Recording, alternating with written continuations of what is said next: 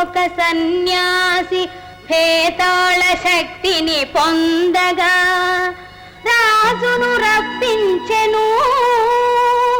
అట శవమొకటి మోయించెను.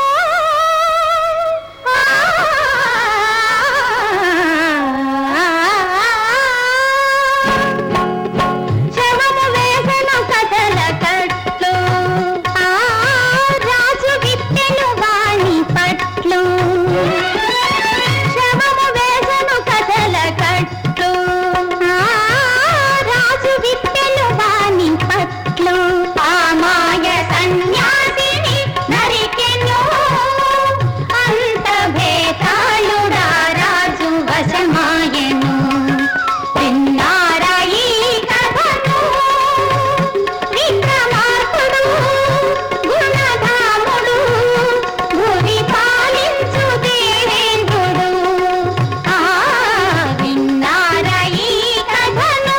ప్రేమయాత్రలకు బృందావనము నందనవనము ఏలనో, కులుకులలుకు చెలి చెల్తనుండగా వేరే స్వర్గము ఏలనో.